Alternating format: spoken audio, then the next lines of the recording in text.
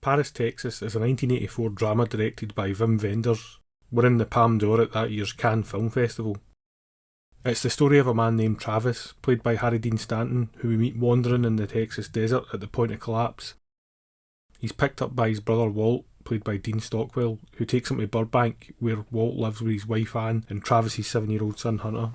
Travis has not had any contact with or seen Walt, Hunter or Anne in over 4 years, and so Hunter doesn't really know Travis at all, but the two begin to bond and decide to travel to Houston to track down Hunter's mother, Jane, played by Natasha Kinski. In Houston, Travis finds Jane working at a peep show, and it's in this setting, communicating through telephone and loudspeaker, with Jane unable to see Travis through the two-way mirror, that Travis tells Jane a story. He tells her his story. The whole scene lasts around 20 minutes, which sounds like it might just be a lot of exposition, but what we see tells us just as much as what we hear. And that's the point of this video, really, just to dig deep into a great scene from a great film, analyse and uncover the things we might not have noticed directly, but probably picked up on subliminally. First, let's take the sequence as a whole. It's 19 minutes and 55 seconds long, but contains only 22 shots. That's an average of 54.3 seconds per shot, and some shots last much longer than that. The average shot length in this sequence is much higher than you would expect in most films, even dramas. The chart here shows average shot lengths over the years, which are seldom even above 20 seconds, let alone nearly 55. Because of this notably increased shot duration, we as the audience become more aware of and place more importance on each cut, and the length of time we spend looking at the same shot means that we're encouraged to take in every detail, to study each character's movements and mannerisms. The first shot establishes the setting, a room split in two. Travis's side is dark, containing only a telephone and a small lamp. The first few seconds of the shot show Travis sitting in the dark, phone to his ear, looking at his reflection in the darkness. We don't know how long he's been waiting at this point, but Jane quickly enters and turns on the light on her side of the room. Jane's side is much lighter than Travis's. It has a window which seems to be lit in sunlight, though obviously it's artificial. There's also a plant and light-coloured fixtures and furnishings. Jane's side gives the impression of life and light, however artificial, while Travis's side is characterised by darkness. There's a two-way mirror separating each side, through which Travis can see Jane, but Jane can only see her own reflection. Above the mirror is a small drab sign reading "Coffee Shop." The angle of the shot is such that we are positioned on Travis's side, looking at Jane through the two-way mirror, an accomplice in the voyeurism of the room's setup. When Jane first enters and sits down, her position and choice of black costume mean Travis is reflected back to us through her. Is it that Travis sees himself and his past in Jane when he looks at her? Is it that Travis is a part of Jane? Maybe it's a little of both. In any case, we can see that the two are intimately connected. So Travis turns away from Jane and begins to tell his story. At first we see both Travis and Jane, with Travis starting his story. I knew these people. And Jane politely responding. What people? Soon the camera moves slowly to Travis until only he is framed in a medium close-up. Travis describes the two characters of his story, the older raggedy and wild man and the younger very beautiful woman. It's when Travis says, And she was very beautiful, you know? that we have our first cut after 83 seconds. We cut from the medium close-up of Travis to a medium shot of Jane, as seen through the peep show window. The top edge of the window frame can still be seen, as well as some faint reflections of blue curtains. We cut to Jane at this time almost as if to appraise and acknowledge her beauty for ourselves. Looking at Jane through the window maintains a sense of distance, as if observing her like the clients of the peep show might. We are still entirely in Travis's side of the room and have not yet pierced through to become close to Jane. Travis continues his story and the camera lingers on Jane through the window for around 20 seconds. The film cuts between Jane and Travis, slowly and deliberately. The first two shots of Jane are from behind the glass, with the window frame and some reflections visible, but the third shot of Jane diminishes the sense of distance a little bit. We're still viewing Jane as if from Travis's side of the room through the mirror, but it's much more clear than before. The window frame and reflections that were there before are no longer visible. There is still a sense of distance though, emphasised by Jane's voice, which is still heard as if through a mechanical speaker. About what? And the camera angle places us still on Travis's side of the room.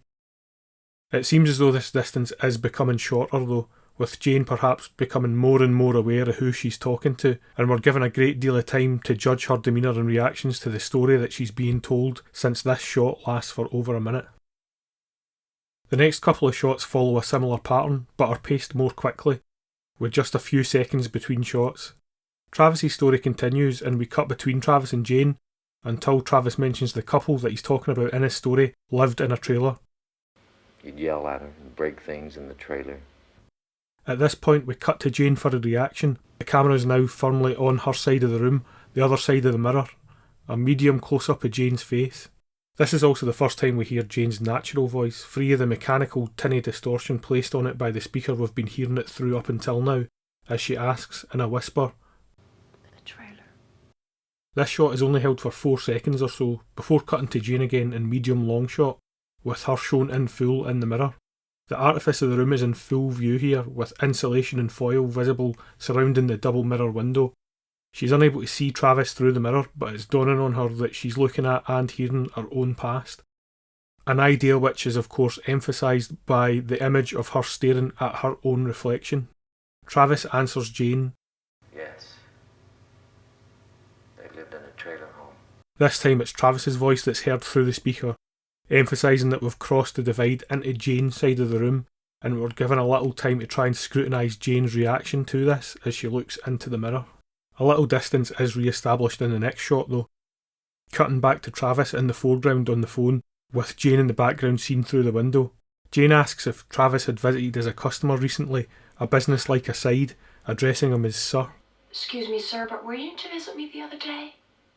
After he denies this, Wasn't me. she primly asks him to. Please go on. Again, we're back on Travis's side of the room, and Jane's voice has gone back to being heard through the tinny speaker as before. After around 75 seconds, we cut back to Jane, again in close-up, and again on Jane's side, as Travis continues with his story. It's clear that Jane is back to contemplating the story, reconciling it with her own past, but initially it's unclear if she's yet confirmed the connection in her own mind. It soon becomes very clear, however, that the story's resonating with her as tears form and begin to fall, and music begins lightly around 30 seconds into this shot. But a funny thing started to happen. What? All we hear is Travis's voice coming through the tinny speaker, the soft music, and Jane's breathing in brief, suppressed sobs and sniffs. This shot holds for just over 3 minutes, ample time to scrutinise every facial movement and reaction of Jane to try and untangle how she's feeling, if she realises who she's listening to, and to try and work out the moment the realisation hits and that there's no longer any doubt in Jane's mind. The next 4 shots after that return to the Travis-Jane pattern, moving from one side of the mirror divide to the other, Travis speaking and Jane reacting. After the 4th shot in this pattern though, we cut from a close-up of Jane to a medium shot of Jane, still on her side of the mirror, but showing Jane herself reflected in the mirror, and we see what she sees. Again, we can note the artifice of the setting with insulation in view, but we're closer than we were before in the previous mirror shot. Jane begins to move towards the mirror, gently calling for Travis, and there become 2 Janes, Mirror Jane and Real Jane.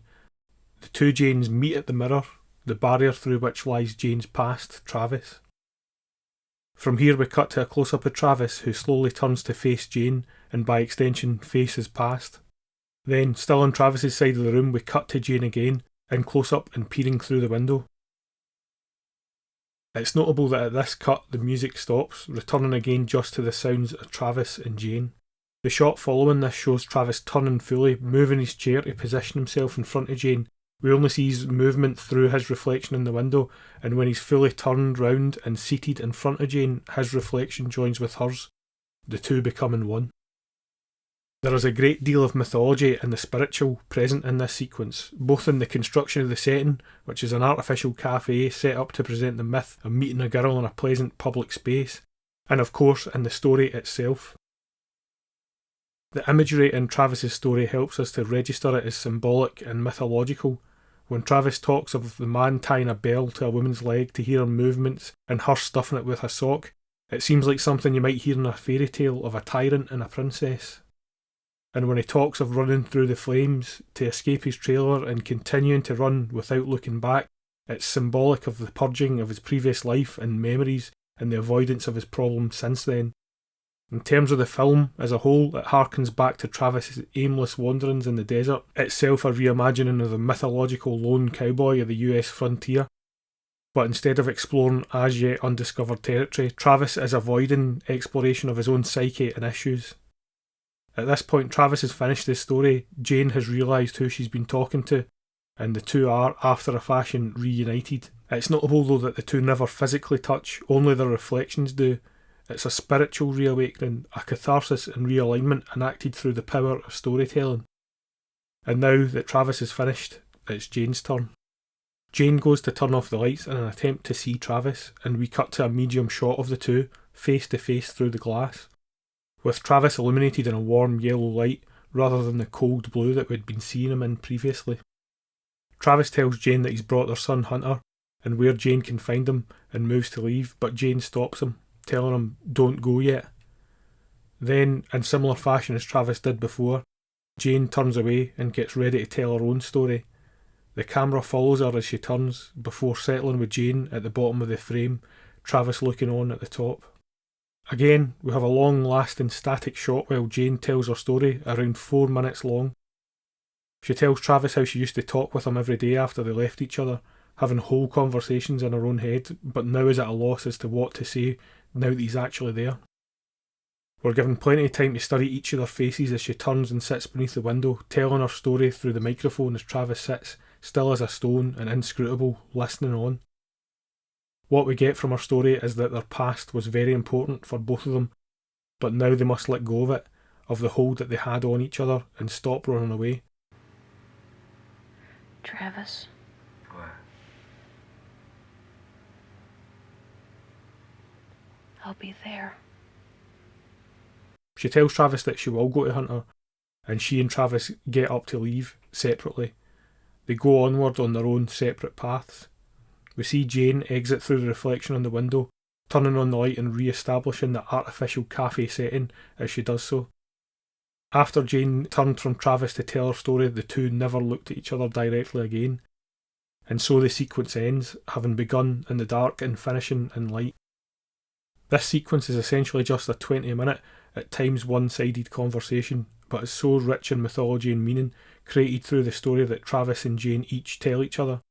That meaning is also created through camera choices, sound, music, and of course through editing. It's cut in a recognisable conversational shot reverse shot kind of style, but with a deliberate and slow pace, with plenty of time for reflection and study of our characters' reactions, mostly Jane's. It breaks the pattern at important points as well, like crossing into Jane's side of the room, or cutting from Jane to Jane's reflection.